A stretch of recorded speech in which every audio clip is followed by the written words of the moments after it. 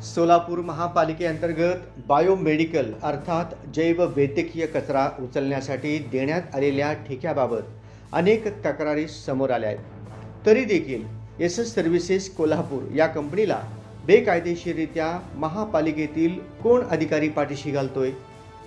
अनेक अधिकाऱ्यांचे कारवाईचे पत्र असताना या पत्रांना महापालिकेचा कोणता अधिकारी कचऱ्याची टोपली दाखवतोय? वारंवार या कंपनीला का वाचवण्यात येतंय अशी उलट-सुलट चर्चा सध्या सोलापूर शहरात सुरू आहे। सोलापूर शहर जिल्ह्यातील बायोमेडिकल वेस्ट उचलण्याचा 10 वर्षाचा ठेका कोल्हापूर येथील एसएस सर्व्हिसेस या कंपनीला देण्यात आलाय। वारंवार महापालिका आरोग्य अधिकाऱ्यांनी संबंधित कंपनीला कामाच्या हलगर्जीपणाबद्दल नोटिसा देखील काढल्या आहेत। कंपनीकडून याबाबत खुलासे देखील मागवले, मात्र ऐनवेळी या कंपनीवर कारवाई करण्यापासून यांना कोण थांबवतंय?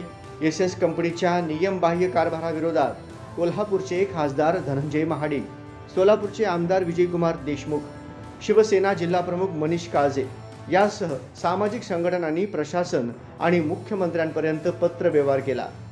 अनेक डॉक्टर संघटनांनी आंदोलन केले, सामाजिक संघटना रस्त्यावर उतरल्या, मात्र या कंपनीवर कुठलीच कारवाई झाली नाही।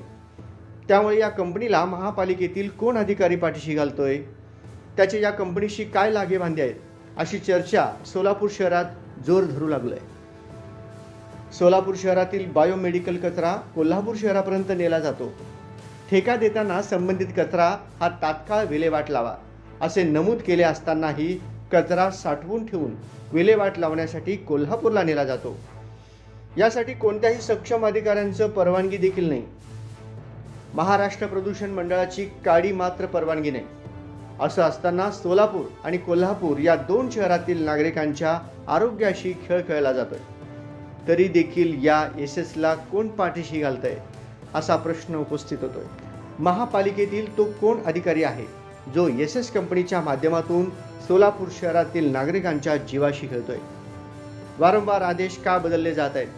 या सर्व घडामोडींचा आढावा आपण घेणार आहोत पुढील भागात।